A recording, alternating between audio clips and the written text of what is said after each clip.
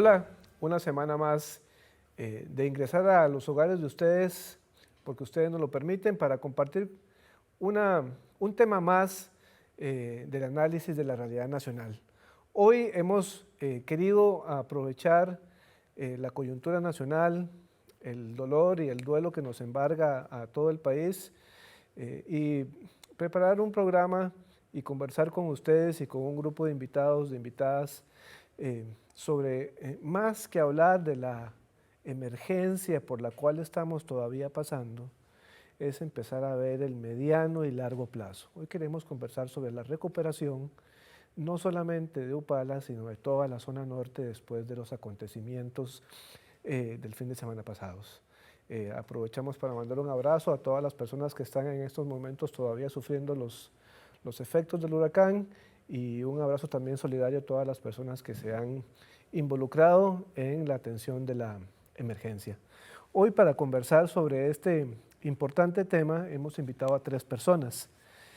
Nos acompañan hoy Laura Lang Patiño. Ella es directora del programa de una asociación que se llama Aliados para el Cambio Climático. Laura, muchísimas gracias por acompañarnos hoy en este programa. Gracias, Daniel, y muy buenas noches a todos. Nos acompaña también don Warren Crotter. Él es profesor de la Universidad de Costa Rica y una persona con una larga trayectoria en estos temas.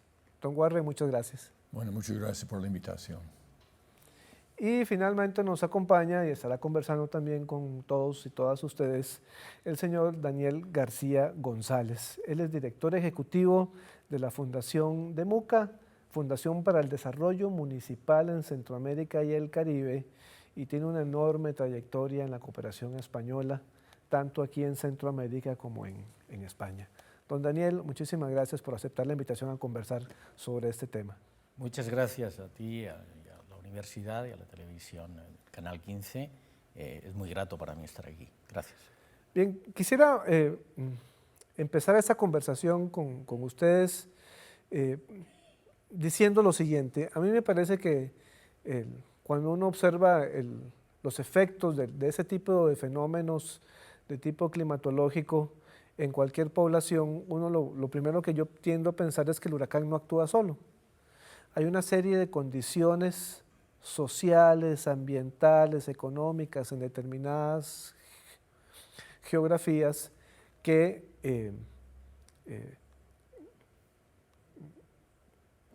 propician una serie de efectos que hacen que estos territorios sean más vulnerables.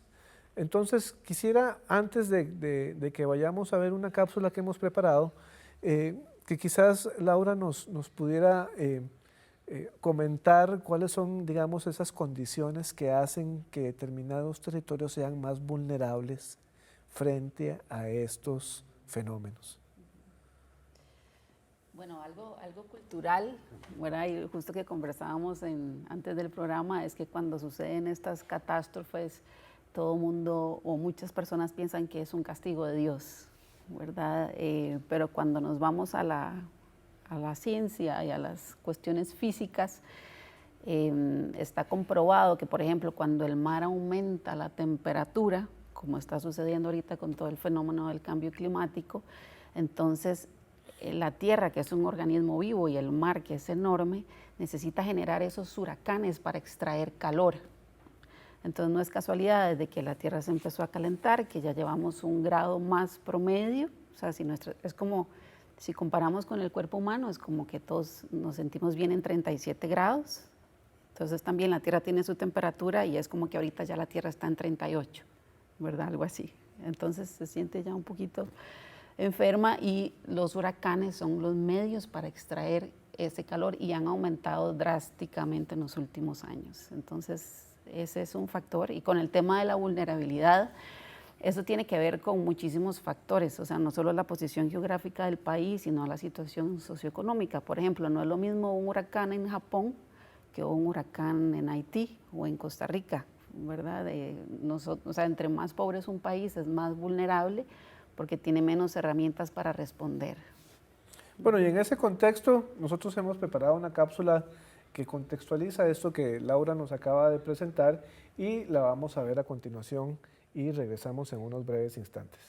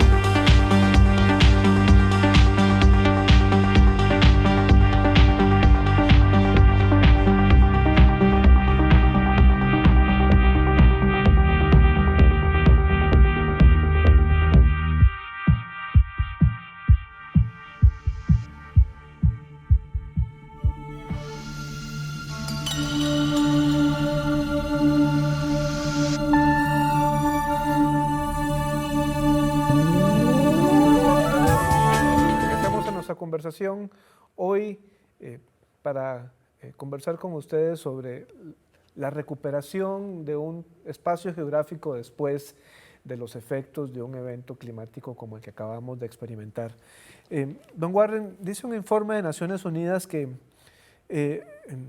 hay una serie de causas subyacentes en los espacios geográficos que hacen que sean más vulnerables las poblaciones.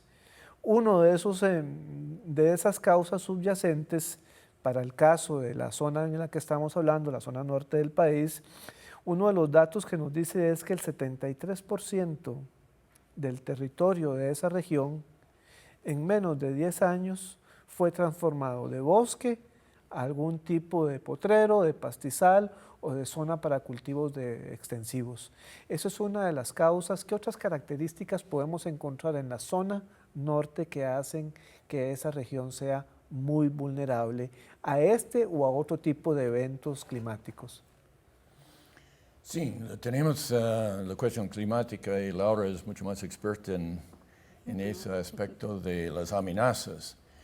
En cuanto a la vulnerabilidad, en el manejo de nuestro terreno, el uso del terreno, me encanta realmente porque trabajando en estos temas en 38 cantones, realmente en el caso de Upala, el norte-norte, en sus planes son los mejores que he visto en país hasta el momento, de explicitar esos factores que producen esa vulnerabilidad.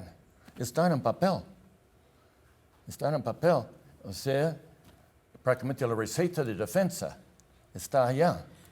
Pero la cuestión es, entonces, ¿por qué tanta, falta de preparación y medidas para controlar la situación, como eso del uso del terreno, ¿no es cierto?, la eliminación de bosque y todo eso? Yo creo que hay que ver mucho, no solamente una cierta falta de conciencia pública, sino problemas de la articulación interinstitucional con respecto a esto. Si uno ve el plan de manejo oficializado el año pasado para los cerros de Escazú, a pesar de que el reglamento de SINAC es bastante claro en eso, no hay una sola mención ni de incendio, fuego, bombero, de las inundaciones que se originan constantemente en esa zona y prácticamente están borrando el mapa instituciones educativas río abajo, como el Liceo de Alajuelita. Ninguna mención en el plan de manejo de esos cerros. Entonces uno dice, bueno, cuando trata de tan evidente vulnerabilidad, donde ya incluso hay acumulación de medios desastres, previendo algo peor, ¿por qué? ¿No es cierto? Si no puede hacer eso, ¿por qué, por ejemplo, el MEP con la guía de preparación de las brigadas, los simulacros y todo para la preparación de desastres es totalmente ingenuo, no tiene nada que ver con lo que uno puede aprender de Haití, que pasó en el terremoto allá? La falta de preparación adecuada, ¿no es cierto?, para estos desastres. Entonces, la vulnerabilidad no solamente en cuestión de, cambios en el uso del terreno, la falta de conciencia pública tal vez adecuada con respecto a las cosas, sino yo veo muy serios problemas con respecto a la interacción institucional con distintas agendas que no saben, ¿no es cierto?, crear, ¿no es cierto?, defensas adecuadas y preparaciones adecuadas para este tipo de desastre. Y en el caso de Upala, como digo, leyendo, estoy muy impresionado realmente por el hecho que, a diferencia de tantos otros cantones con sus planes cantonales de desarrollo, por ejemplo, estos tocan esos factores, pero quedaron sin, ¿no es cierto?, un desarrollo de las defensas adecuadas que están indicadas claramente en los mismos planes. Muy bien, estamos conversando sobre este importante tema. Vamos a aprovechar estas ideas de don Warren para hacer nuestra primera pausa y regresamos en unos brevísimos instantes. Ya regresamos.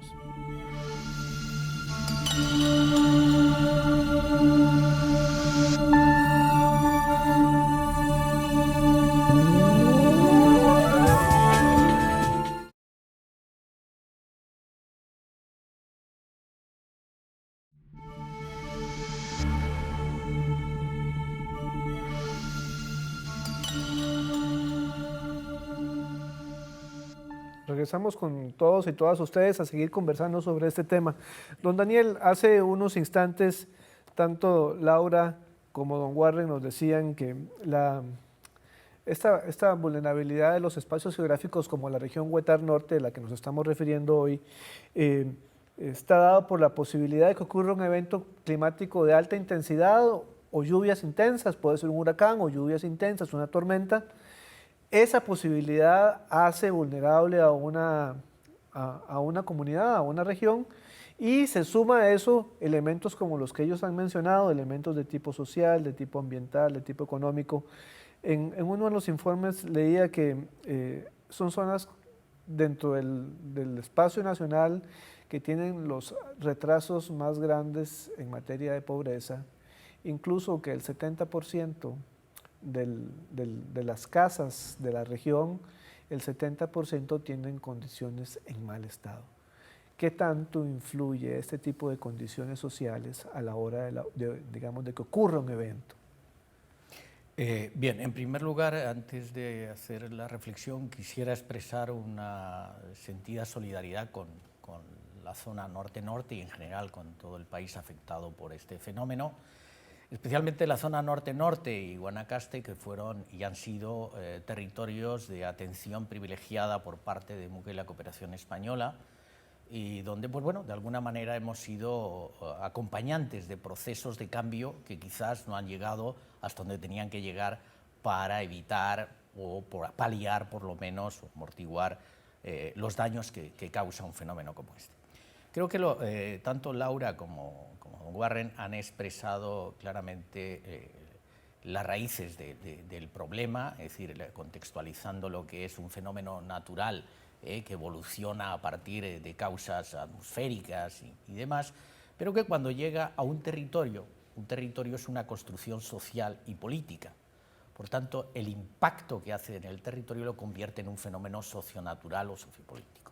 Y esta es un poco la explicación de fondo de los daños. Es decir, que hay en la zona norte-norte o en cualquier otro territorio no remite a un planteamiento de presencia del Estado, de las instituciones, de las capacidades institucionales y de las políticas públicas. Es decir, cómo se ha construido ese territorio, por tanto, la organización, el hábitat social y urbano o territorial en el sentido de asentamientos humanos, cómo se ha construido la gobernanza, la organización del gobierno y de la administración de ese territorio y cómo se han desarrollado, se han llevado a cabo las distintas políticas públicas para crear capacidades y solvencia social, solvencia institucional, que al final redunde en bienestar y en prevención de riesgos, por tanto, de daños como los que se han producido.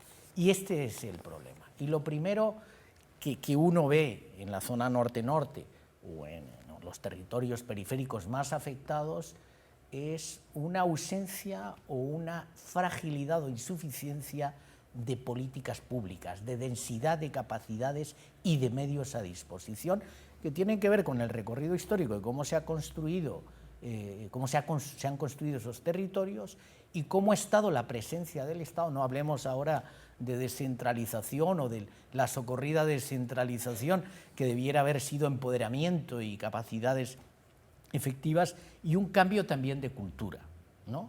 La cultura de lo público, ¿no? Que muchas veces ha entendido la descentralización como privatización de los espacios públicos o de regulación y demás, ¿no? Y aquí vemos de cómo no han funcionado las regulaciones necesarias y los instrumentos fundamentales para que la ciudadanía, las comunidades, tengan esa capacidad de resiliencia, de resistencia y de superación de los problemas. Yo creo que el gobierno ha dado muestras evidentes y la solidaridad social de atender la emergencia y de otear el horizonte de reconstrucción o de recuperación, que no debiera ser, y termino con esta primera intervención, que no debiera ser una reconstrucción de lo existente. Por tanto, es una construcción ex novo. Es decir, hay que atender los riesgos, es decir, por tanto, las áreas de riesgo que están señaladas y construir una nueva Upala o un nuevo espacio de convivencia y de solvencia, de resiliencia de las poblaciones. Este es el gran tema. Yo creo que la emergencia se atiende y hay capacidades y una visión clara del gobierno, de la articulación institucional, pero yo creo que el gran tema, y siempre se habla de reconstrucción, y yo creo que no es reconstrucción estrictamente, es una construcción ex novo para no volver a caer en la misma situación. Sí, en ese contexto, Laura, don Daniel toca un tema que es el sobre el cual nosotros queremos profundizar hoy, que es el tema de la reconstrucción. Es decir, cómo desde el punto de vista de tu experiencia podemos diferenciar la atención en una emergencia a la reconstrucción, que uno de los informes de Naciones Unidas dice que la reconstrucción se puede entender como el retorno a las condiciones previas o mejores antes de que ocurriera ese evento, y que incluso considera la eliminación, por lo menos con mayor precisión, de los riesgos que hacen más vulnerable a una comunidad. Sí, definitivamente como seres humanos debemos ser conscientes que vivimos dentro de un ecosistema y que no hay de otra que vivir en armonía con la naturaleza. O sea, no hay de otra. Si uno no vive en armonía, lo que tiene es castigo. Conozco Upala y es una zona con bastante agua y ríos, y las construcciones ni siquiera respetan los 10 metros que pide la ley, digamos, de zona de amortiguamiento que debe tener el río, empezando por ahí.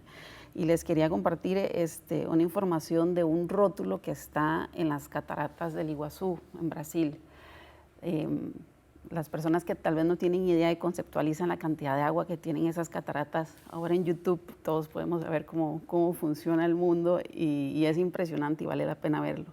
Ahí hay un rótulo que dice la gran esponja verde, que es el bosque, como decías, ahora que el 73% de esa zona norte era bosque y que hoy en día son pastizales, o sea, le quitamos la esponja. Y vean el impacto, porque a mí estos números me impresionan. Dice que en el año 82 y 83 y en el 92, el volumen normal de las cataratas era de 1.750 metros cúbicos por segundo. Cuando se volaron el bosque, como decimos en términos populares, el volumen de agua llegó a ser 39.000 metros cúbicos por segundo. Eso yo no me lo puedo imaginar. Entonces, ¿qué logró eso? Aparte que se voló toda la instalación que tenían las cataratas, se llevó islas enteras, ¿verdad? Estás diciendo que en el caso de la zona norte-norte o la zona Huetar Norte, el bosque, el mecanismo de defensa, digamos, natural que tiene el ser humano, lo cortamos. Lo cortamos. Sí. Y vea ¿verdad? que también, o sea, la esponjita verde no es solo para retener la cantidad de agua, sino también para evitar sequías. Dice ese mismo rótulo que en el 78 se secaron las cataratas. Don Warren, y estamos... Cortamos nuestro mecanismo natural de defensa. Y el otro mecanismo, digamos, no natural, construido, que son las políticas públicas, ¿verdad? No las estamos haciendo bien, ¿verdad? ¿Qué implicaciones tiene eso en un proceso de reconstrucción después de un evento como este? Se puede enfocar en esto desastre negativo, se cierre oportunidades, la gente ya impulso de salir de la zona, abandonar la situación y todo. O se puede ver eso como una gran oportunidad, ¿no? De que hay una llamada de atención. Es como cuando uno tiene enfermedad y hay un diagnóstico y dice positivo, estás enfermo. O sea, es para llamarte la atención que tienes que poner atención a eso. Entonces espero que se aproveche, por malo que sea el desastre y todo, pero se aprovecha para ya sacudir un poco a la gente y decir, no es una cuestión aquí de cerrar puertas, es una cuestión de abrir puertas y rescatar esos planes, por ejemplo, estratégico, humano, de desarrollo cantonal, el reglamento, que han sido un poco como, están en la página web de la municipalidad, pero hay que ya unir la gente y decir, ya, esto no se va a repetir. Ya vamos a tener lecciones de esto y vamos a ya poner una nota positiva, ¿no es cierto?, en la reacción que tenemos a esto. Mucho depende es como hemos visto con la crisis de 2007 y 2008 con respecto a la economía internacional y cómo afectó el desempleo aquí. Bueno, las crisis cierran puertas, la crisis abre puertas, depende de uno lo va a manejar la cosa, ¿no? Y aquí yo estimo que es muy importante incorporar con esto no solamente esta insistencia de esos planes en que la misma comunidad tenga voz, voto e incidencia real en la cosa, reconociendo de que las inversiones, tanto privadas como el gobierno, han tendido a enfocar en explotación inmediata, transitoria de ese gran recurso que tiene la zona y no el desarrollo sostenible, ¿no? Ambientalista, ¿no es cierto?, en su ameno, ¿no es cierto?, manejo. Entonces, viendo de que, por favor, que aproveche la inteligencia local en esto. Me llama la atención de que los planes no tienen bibliografías. No tienen bibliografías de investigaciones sobre la realidad de eso. Y hemos comenzado a hacer para como Dota, Asterí y otros cantones. Encontramos hasta 400 investigaciones profundas en estos temas de la vulnerabilidad, ¿no?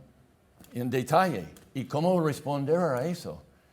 Entonces, de que veamos, recapitulemos esa inteligencia, en gran proporción tesis, que tienen que ser olvidadas y archivadas, rescatar esa inteligencia local, incluso de los adultos mayores, de los jóvenes en el colegio técnico allá en Upala, por ejemplo, las 6 especialidades, que son muy relevantes para ponerlos a trabajar en, ¿no es cierto?, ayudar a implementar esos planes. Igual como la UNED y sus actividades en Upala. O sea, aprovechar la juventud, los adultos mayores, esa inteligencia y ponerlos a trabajar, ¿no es cierto? Voy a aprovechar estas ideas que usted nos está diciendo para ir a nuestra siguiente pausa. Regresamos en unos breves instantes para seguir.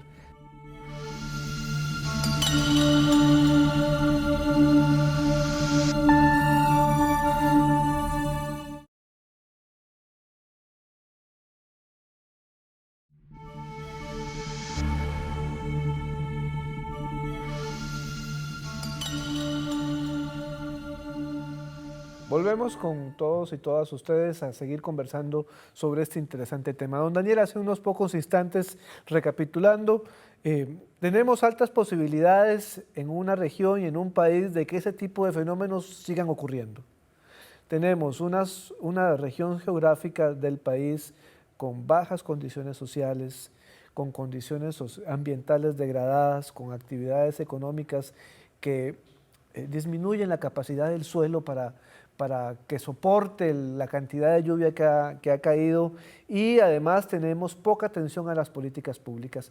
¿Qué otras cosas debemos considerar en un momento donde hay que rediseñar o diseñar la reconstrucción de una región?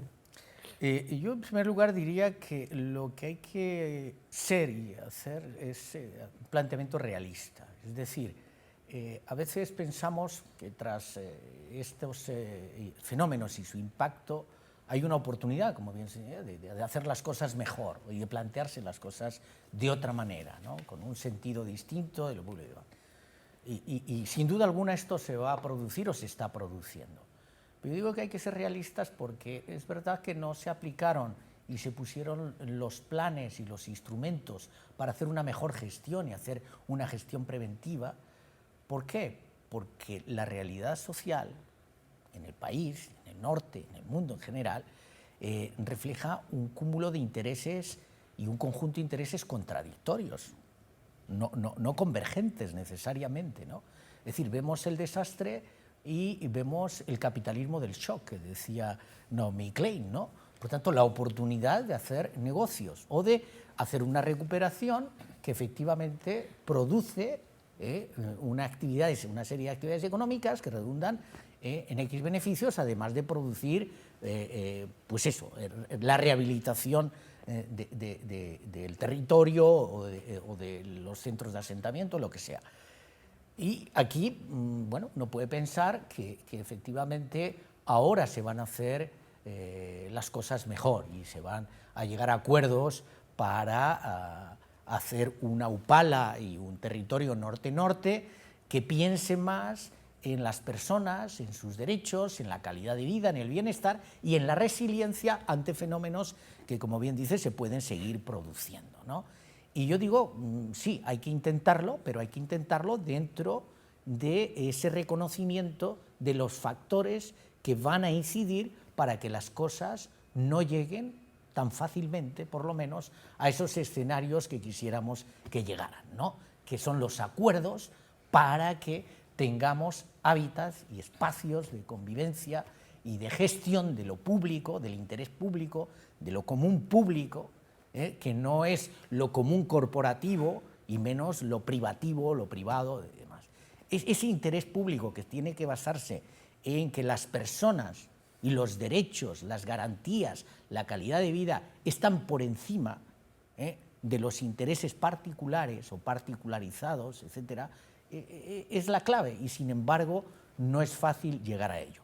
Por tanto, yo creo que hay que seguir haciendo o construyendo el territorio como un hecho político, una construcción social con todos sus elementos.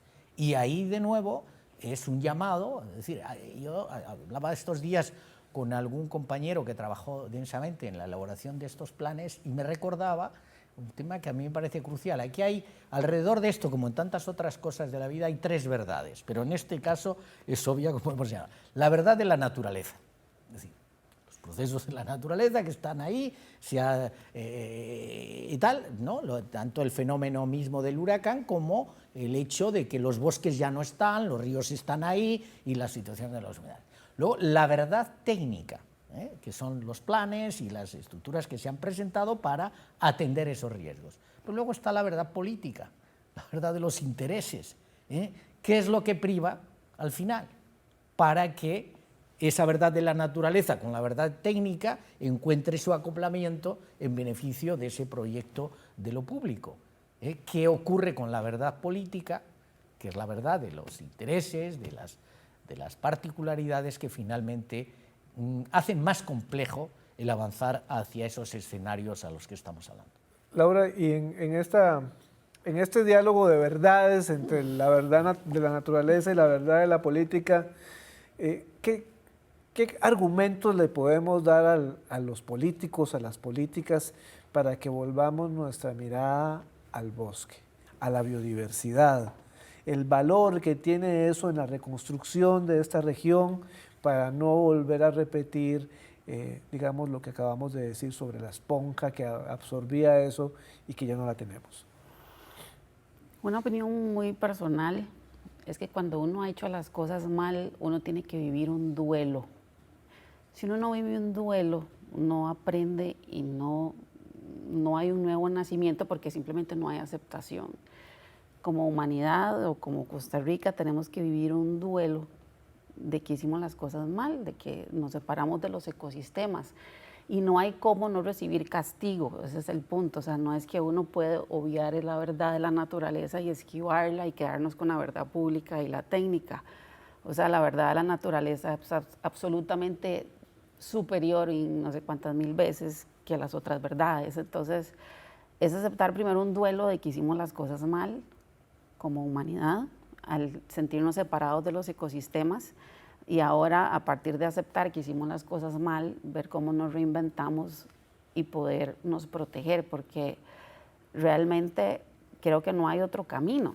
No hay otro camino si queremos seguir evitando esos dolores. Y Costa Rica es un pueblo, o sea, creo que todos tenemos familia o amigos en esas regiones. Yo tengo amigos en Opala y en Bijagua de Opala y hablaba con ellos y decía, es que se murió mi amiga con el bebé, es que, o sea, todos somos familia y a todos nos duele. Entonces, no hay otra que estar en armonía con la naturaleza y no hay otra de aceptar el duelo, porque a partir del duelo podemos crecer y podemos madurar.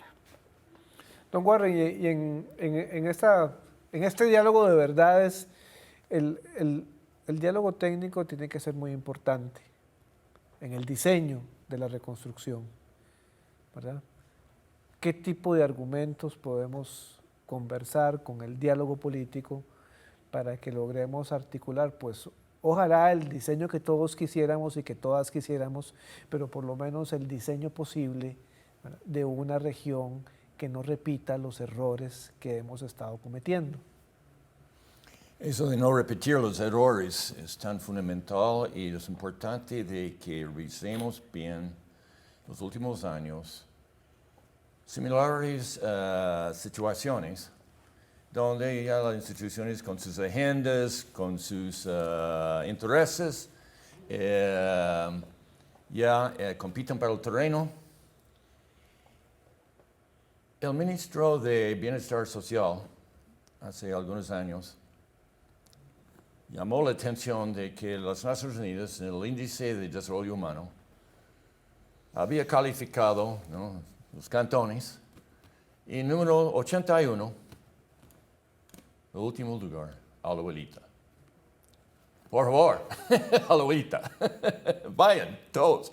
Universidades, cooperación internacional, ONG. Una invasión. Entonces, de un lado digo, qué bueno que esta crisis puede convertirse en una oportunidad, pero cuidado con eso, porque toma lecciones de eso.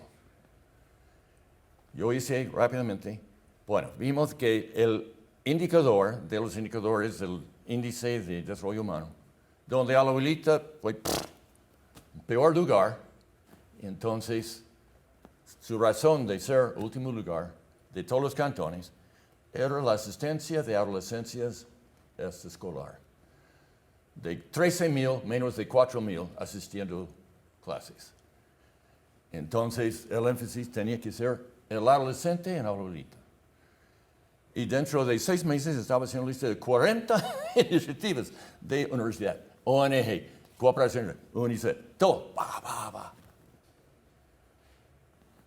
Imposible articularlos. Imposible de que no se cruzan. Depositaron todos en las oficinas de los rectores de los colegios, de las escuelas, pidiendo espacio para ya su proyecto pudiera. Lo voy a interrumpir un segundo porque este informe de Naciones Unidas dice que el primer paso de la recuperación es eso que usted está diciendo. Preparar a las instituciones y a la ciudadanía para la recuperación y el diseño. Eso es de que hay que entonces todos estos interesados. Y lo que veo es, ya tengo una lista de por lo menos 30, aparte de empresas, pero instituciones internacionales, ONG, todo, en Upala ya llevando, y yo digo, qué bueno, pero no tiene la capacidad de respuesta, de responder adecuadamente a tanto impulso. Tiene que haber un inventario y manejo, ¿no es cierto?, desde la comisión arriba, en manejar esto y a reunir y articular esas iniciativas, en lugar de competir por el espacio, porque esa es la gran tendencia que yo veo que desmoraliza y elimina lo que ahora es una oportunidad de, ¿no es cierto?, ese rediseño que necesitamos. Don Daniel, ¿y cómo no desmoralizarnos en este rediseño y aprovechar realmente que el huracán y su paso por este país pueden ser una oportunidad? Tenemos 3 cosas que podrían ser importantes para no repetir o no caer en esta trampa que nos acaba de presentar don Warren en el esfuerzo por atender la emergencia y por recuperar, que nos podemos confundir. Claro. Yo creo que ahí uno de los elementos que sobresalen en esta coyuntura de Costa Rica es que no se ha pedido ayuda internacional.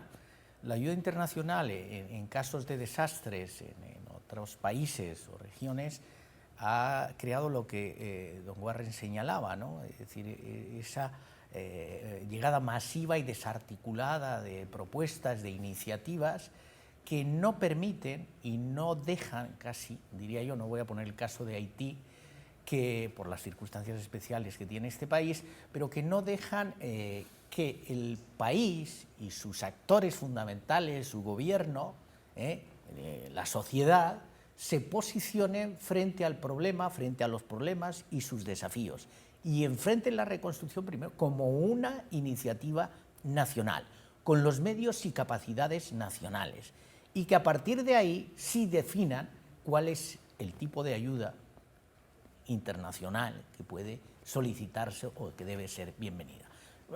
En mi experiencia de cooperación dice que hay esto, ¿no? que hay esos riesgos y que por tanto eso, unido a que se plantea la reconstrucción y que rápidamente vienen las recetas o los modelos aplicados en distintos países cuando las realidades son muy diferentes, ¿ya? En todos los sentidos. Y yo creo que ahí es una primera lección que debiera ser tomada en cuenta.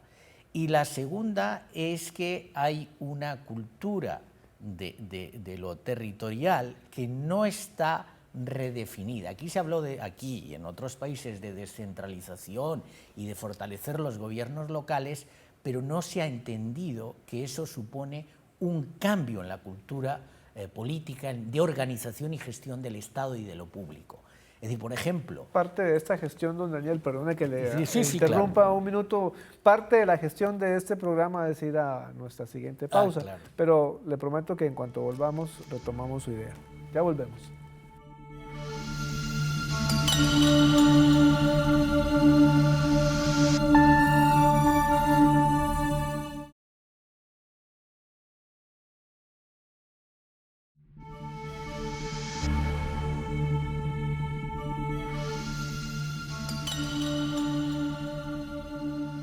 Regresamos con ustedes en esta conversación sobre las posibilidades de una reconstrucción ordenada en la región Huetar Norte después de este evento climático que nos afectó hace pocos días.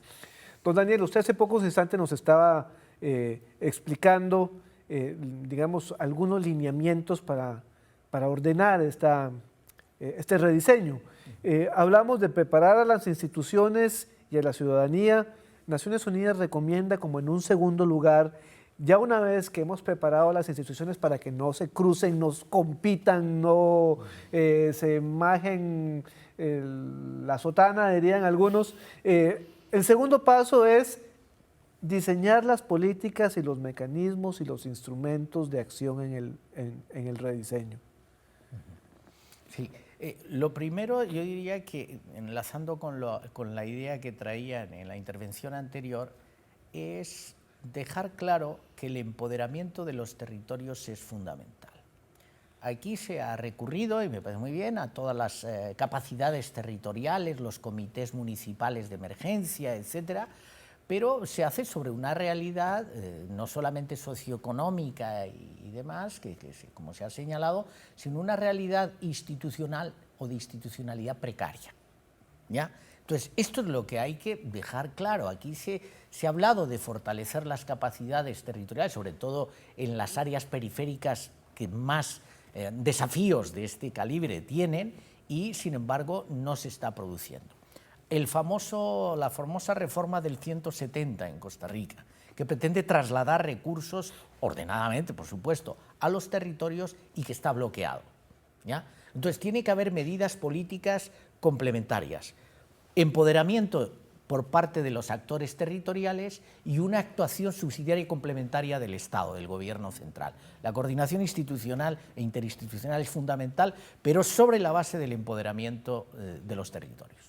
Laura, y en este contexto de visualizar un proceso de recuperación más ordenado, otra de las recomendaciones que se hace desde los organismos internacionales es evitar ese círculo vicioso de fomentamos un poquito de desarrollo, viendo el desastre o el evento climático o el evento natural y nos echa para atrás los pocos avances que habíamos hecho en desarrollo, volvemos a intentarlo, vuelve a venir el desastre. Una de las recomendaciones que hacen los organismos internacionales es trate de reducir realmente el riesgo. ¿Qué recomendaciones podemos tomar en ese rediseño, en ese visualizar un rediseño posible?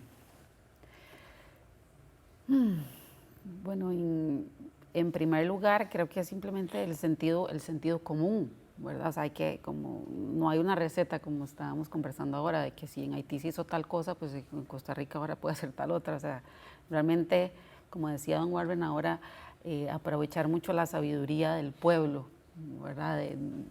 Realmente sacar ese conocimiento y con el sentido común ponerlo ahí como ¿cómo se llama? La parte principal de una pirámide, o sea, que esa sea como la sabiduría y después, exacto, que la ayuda venga siendo algo complementario, pero no olvidarse de, como estábamos hablando, de esas capacidades locales.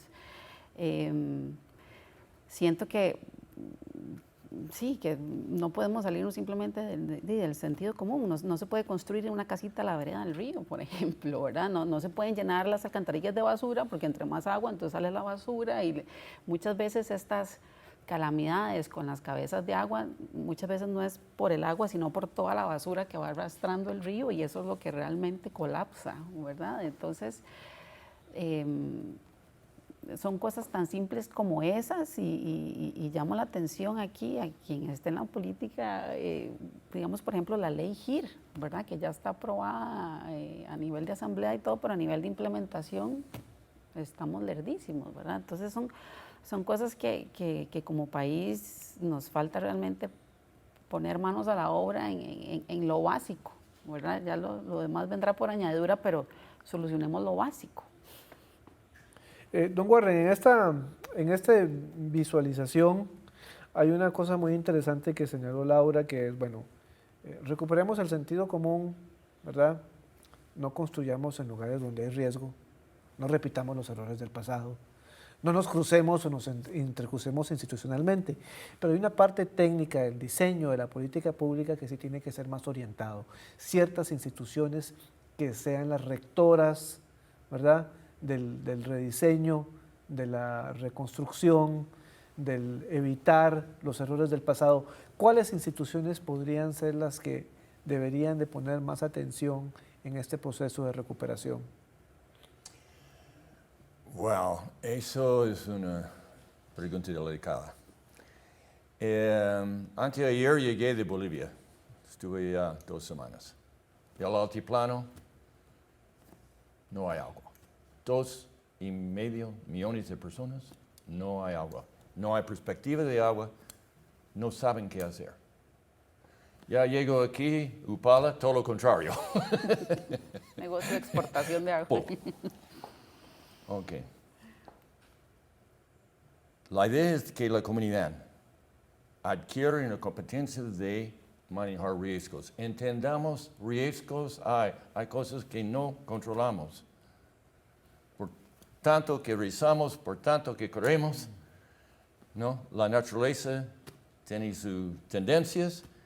En lo largo, sí, hay cosas que podemos hacer para mitigar, para orientar, pero en una comunidad, en estas situaciones, altiplano de Bolivia, Upala, el norte aquí, bueno, ok, descontrol, en cierta medida. Mucho por falta de una adecuada preparación. Pero ya entre los académicos, entre los cooperantes internacionales, he trabajado para 8 organismos de las Naciones Unidas y no se ponen de acuerdo entre ellos a veces, entre lo que, cuál es el paradigma más adecuado para manejar, definir y manejar riesgos sociales, socioambientales y todo. Entonces, ¿en qué recurrimos? Lo importante es convertir proyectos de respuesta en proyectos de investigación y desarrollo. Research and Development, R&D en inglés. O sea, no proyectos donde planteamos típicamente la cosa en el documento proyecto, negociamos 6 meses o 1 año para conseguir los fondos y 3 años después hacemos una evaluación de impacto. No. Estamos jugando, ¿no es cierto?, con grandes espacios de incertidumbre, de jugar póker, con las cartas escondidas casi. Entonces, entendemos de que seamos honestos con los de la comunidad. No hay respuestas firmes. No hay la fórmula exacta. No. Tenemos que utilizar ustedes como laboratorios de experimentación, de ver qué produce. Cuando uno visita las fincas en Dota y todos, yo veo, ustedes son técnicos de experimentación. Tomar esa manzana de Israel hace 40 años y convertirlo en ahora la manzana de Dota y todo. Pero uno ve, wow, tenemos la historia de la manzana. Wow, eso es la realidad de la comunidad, ¿no es cierto? Manejando, ¿no es cierto?, su situación. y que ellos entonces, que están en más pleno contacto, que van a sufrir más directamente las consecuencias de los pros y con respecto a adivinar y responder a respuestas, depositemos mucho más en ellos, ¿no es cierto? Mire, en muchas comunidades de Costa Rica, 92% de los graduados de colegios técnicos, en Tilarán, en La Fortuna y todo, dicen que no ven ningún futuro en su propio cantón. Los cantones están exportando recursos que más necesitan para su desarrollo, la juventud más educada. Don Warren, voy a... Porque en sus especialidades, yo veo todos de Upala, son muy relevantes para ponerlos a trabajar en ya proyectos de respuesta a estos riesgos y análisis de esos riesgos. Y dar el monitoreo y evaluación continua, ¿no es cierto?, de impacto, no de resultados, como insiste Mediaplan y los alemanes y evaluación de impacto, ¿no?, en el proceso. En ese contexto, Daniel, es una pregunta muy grosera, con poco tiempo. La responsabilidad del financiamiento. Sabemos que en esta etapa de emergencia, el financiamiento de la emergencia puede venir de la empresa privada, de la ayuda de las personas que en sus casas están haciendo, pero la recuperación es una inversión mucho mayor y extendida en el tiempo. Una reflexión sobre el financiamiento, lamentablemente, en un minuto. Es una grosería. Bueno, yo creo que yo hacía alusión antes a la reforma del 170 y el proyecto de transferencia de recursos a los gobiernos locales. Yo creo que esto es una medida fundamental que un fenómeno o una situación como la que se está viviendo en el norte hace más apremiante y hace menos justificables las excusas. Yo siempre he creído que en el tema del fortalecimiento municipal y del traslado de capacidades a los territorios hay sobre todo excusas, no hay razonamientos serios y fundamentales. Entonces yo creo que lo primero es que hay que hacer una financiación coherente con la perspectiva de un desarrollo equilibrado y armónico en todo el territorio. Y ese es el 170. Y luego hay fondos, debe crearse un fondo de inversión territorial de cooperación intermunicipal para crear territorios de desarrollo, que es la única posibilidad de evitar o paliar este tipo de daños. Lamentablemente se nos agotó el tiempo. Yo sé que don Warren tenía un aporte ahí, pero hoy se nos agotó el tiempo rápido en este tema que es muy importante. Don Warren nos ha hecho llegar una serie de recomendaciones que las vamos a colgar en nuestra página de Facebook para que ustedes las puedan leer, las puedan reflexionar con calma. Muchísimas gracias, Laura, don Warren, don Daniel, a ustedes en casa, no solamente por atender esta cita de hoy, sino también por enviar sus ayudas y su solidaridad a todas las personas que están sufriendo tanto en el norte como en la zona sur. Nos vemos la próxima semana.